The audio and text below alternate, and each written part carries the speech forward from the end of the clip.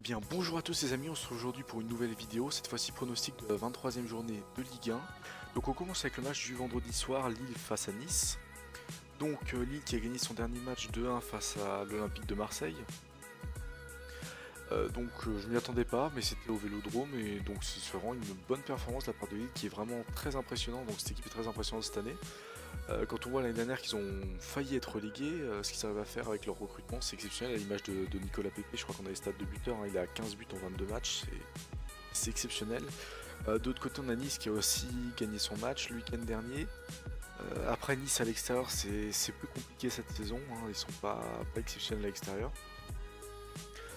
Ici, je pense qu'on va avoir quand même une victoire relativement facile de Lille. Surtout que Nice maintenant cherche toujours son attaquant, hein, parce que quand on voit que Alan Saint-Maximin est le meilleur buteur alors qu'il a marqué que 6 buts en 20 matchs, c'est un peu compliqué. C'est vrai que Nice, j'ai appris qu'il voulait recruter Valère Germain, alors est-ce que c'est une bonne idée? Moi je suis pas sûr, hein. En tant que supporter marseillais, je pense qu'on a bien expérimenté Valère Germain.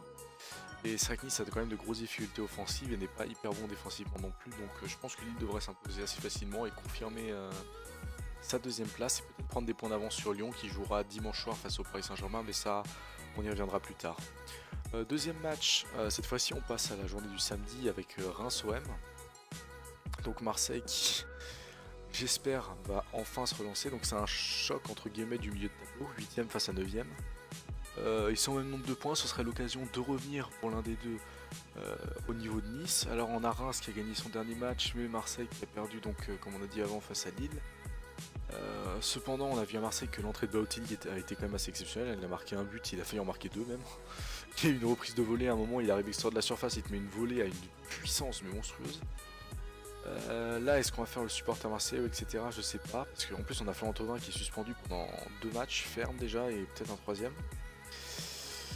C'est quand même compliqué. Après, c'est vrai que maintenant on a enfin un vrai attaquant, mais il n'y avait pas que ça comme problème, on a aussi un problème défensif. Ça va être compliqué surtout sur le terrain de Reims, mais encore une fois, Marseille devrait s'imposer. Hein. Est-ce qu'ils vont le faire? Je sais pas, mais encore une fois, ils devraient gagner au moins match nul. Je pense pas qu'ils puissent perdre. Après, ils peuvent perdre, mais normalement, ils devraient pas. Normalement, ils devraient pas perdre. J'irais match nul ou victoire de l'Olympique de Marseille. Je pense pas une victoire large. Pourquoi pas une petite victoire 2-1 ou une victoire 1-0 sur un but dans les arrêts de jeu. Je pense que ça va être un match très serré. Il va pas y avoir une des deux équipes qui va se détacher. Enfin, je pense. Si je reviens et que Marseille s'est fait exploser 4-0, je vais être un peu triste, hein, forcément, mais normalement ça devrait le faire. Ensuite, Monaco-Toulouse. Donc j'avais moins pris l'image de Monaco dernièrement parce que bon, ils faisaient que perdre. Bon, ils continuent de perdre, mais ils ont fait du recrutement. Ils ont recruté Naldo, Fabregas, Gelson Martins en prêt. Donc ils ont un peu refait toute l'équipe. Bon, pour le moment ça suffit pas. Ils ont perdu quoi 2-0 face à Dijon la semaine dernière. Compliqué, Toulouse qui enchaîne les matchs nuls comme d'habitude aux défaites, donc il n'est pas non plus une équipe en très grosse forme, bon toujours en meilleure forme que Monaco. On a la Beaujoire, non on n'est pas la Beaujoire, on est au stade Louis II, qu'est-ce que je raconte qu'on a la Beaujoire moi. On est au stade Louis II, mais bon après les supporters de Monaco c'est pas exceptionnel en ce moment, hein. Bon il n'y a pas trop le moral. Est-ce que Monaco va s'imposer? Oui, Monaco, enfin oui c'est pas une affirmation, mais Monaco devrait s'imposer, on devrait quand même avoir... je sais pas, un regain de forme, hein. On a changé. Je sais pas si avoir changé d'entraîneur, avoir fait revenir Leonardo Jardim était vraiment une super idée. Parce que finalement, Thierry Henry s'est retrouvé avec un recrutement tardif. Il a eu son recrutement, il a perdu un match et on l'a viré. Donc c'est pas exceptionnel qu'on ait. C'est vraiment un peu de confiance qu'on a fait à Thierry Henry, je trouve ça un peu dommage. Et Jardim, le retour, on s'attendait au retour vraiment du. Enfin, les supporters s'attendaient au roi, à l'idole un peu. Je sais pas comment dire ça, mais. Et on voit que finalement lui non plus il a fait défaite, match nul, non plus c'est pas exceptionnel, hein, il est de la Coupe de la Ligue. Strasbourg d'ailleurs qui s'est qualifié en finale de la Coupe de la Ligue, on y reviendra dans le match d'après face à Saint-Etienne. Donc ici je verrai une victoire de Monaco parce que Monaco doit gagner, ils n'ont pas le choix. Bon Toulouse doit gagner aussi entre guillemets pour se sauver de la zone de relégation, même s'ils ont quand même 6 points d'avance, 8 points, je sais plus faire de mathématiques, 8 points d'avance sur Amiens. Mais je pense que Monaco devrait s'imposer normalement, il faudrait que ça revienne, c'est comme Marseille, il faudrait qu'au bout d'un moment ils gagnent, hein. C'est pas normal ça. Ensuite le prochain match justement Saint-Etienne-Strasbourg. Alors habitant à Strasbourg et fier, bon, je supporte pas le Racing Club de Strasbourg, j'aime juste bien quand ma ville gagne. Alors Strasbourg qui s'est qualifié dernièrement en finale de la Coupe de la Ligue. Et je suis en train de réfléchir et j'essaie de meubler parce qu'ils ont battu qui Strasbourg?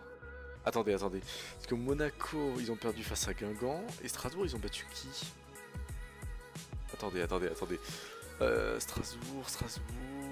Rennes, c'est possible, non? Je crois pas qu'ils ont battu Rennes. En tout cas, on va parler en championnat. Mon championnat, ça, je sais qu'ils ont gagné 1-0 face à Bordeaux sur le dernier match. Saint-Etienne qui est dans une mauvaise période. Alors Saint-Etienne qui était bien remonté hein, en troisième position, il me semble, mais qui a laissé Lyon passer devant avec 2 défaites enchaînées plus là un match nul. Donc un peu plus compliqué pour Saint-Etienne, mais s'il peut s'appuyer sur un très bon Wabi Kazri. En plus, ils seront dans leur chaudron. De l'autre côté, on a Strasbourg qui est dans une forme, mais waouh! On a une forme exceptionnelle du côté de Strasbourg, hein, je pense que tout le monde sera d'accord pour dire ça. Est-ce que ça va continuer? Là, ils ont quand même l'occasion de revenir à la 4ème place. Hein. Donc, vraiment les choses sérieuses, hein, parce qu'ils peuvent peut-être jouer un podium. Bon, ça me semble compliqué, mais on est quand même, je crois, la 2ème attaque de Ligue 1 pour Strasbourg, si je dis pas de conneries. C'est assez impressionnant, donc c'est compliqué.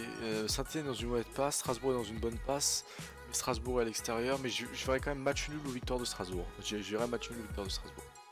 Je pense pas que Saint-Etienne. Si Saint-Etienne doit se relancer, parce que je pense qu'on peut parler d'une relance pour Saint-Etienne, ça sera face à une équipe plus petite et peut-être face à Toulouse, il me semble qu'il joue la semaine prochaine. Ah, c'est vrai que Saint-Etienne a fait son match nul face à Nantes. En vrai, est-ce qu'on peut vraiment prendre en compte le match nul face à Nantes, sachant qu'il y a eu beaucoup d'émotions dans ce match avec les hommages à Salah, etc. Je pense pas, donc c'est vrai qu'on peut pas trop comptabiliser le dernier match nul, mais bon, il y a quand même eu 2 défaites de suite. Ouais. Non, je pense que Strasbourg, ouais, je maintiens ce que je dis, match nul ou victoire pour Strasbourg. Et enfin, le choc de ce dimanche soir qui va être trop cool à regarder, Lyon-Paris Saint-Germain. Alors, Lyon-Paris Saint-Germain, on a Lyon qui est à domicile, donc on est au stade de Lyon. Je me rappelle plus du nom. Mais quel scandale, je me rappelle même plus du nom. On a Paris qui est dans la forme qu'on connaît Paris, hein, dans Ligue 1, qui gagne à chaque fois tous les ans. Hein. De toute façon, il n'y a plus trop de suspense actuellement. On verra si au cours des futures années, on lancera un peu de suspense en Ligue 1, parce que c'est vrai que Paris est au-dessus. De l'autre côté, on a Lyon. Excusez-moi, petit bâillement. De l'autre côté, on a Lyon qui a pour objectif de revenir à hauteur de Lille en cas de défaite de Lille, même si ça me semble compliqué. Ils doivent prendre le plus de points possible pour être 2ème et pas avoir à jouer le 3ème tour de qualificatif pour la Ligue des Champions. Lyon est dans une très bonne forme. Mais bon, après, en face, c'est Paris. Paris n'a pas Neymar. Lyon, bah après moi, Lyon, c'est vrai que Lyon, ils ont quand même réussi à battre Manchester City hein, et en faire match nul sur leur pelouse. Non, ils les ont battus sur leur pelouse et ensuite ils ont fait match nul chez eux. Compliqué à pronostiquer ce match. Hein. Si vous devez parier de l'argent, pariez selon votre club que vous supportez, hein, parce que c'est plus compliqué. Ah, j'ai bien envie de voir un exploit de Lyon, mais après Paris, ça me semble tellement solide. Et ils ont Leandro Paredes maintenant. Bon, après Leandro Paredes qui va pas non plus être le joueur qui a le plus impacté le match, je pense. Allez, on va être un peu fou, on va parier sur pourquoi pas une victoire de Lyon. On va être un peu fou sur ce match-là. Match nul ou victoire de Lyon. Allez, on va être un peu fou, on va tenter de mettre un peu de fantaisie, parce que c'est vrai que si toutes les semaines je fais mes pronos et je dis bon bah le match de Paris, c'est Paris qui gagne, on se fait un peu chier. On va prendre un peu de folie. Moi je dirais on parie sur Lyon. Hein. Moi je dirais on parie un peu sur Lyon, une petite victoire. Bon, bien sûr pas trop d'argent hein, si vraiment il y a des paris qui sont faits. Donc j'espère que cette petite vidéo vous a plu. Normalement la vidéo de pronostic sur la première ligue va sortir dans la foulée, elle sera un peu plus tard comme il y a des matchs jusqu'au lundi. Donc comme d'habitude, like, abonne-toi si ça t'a plu, n'hésite pas à commenter pour donner ton avis.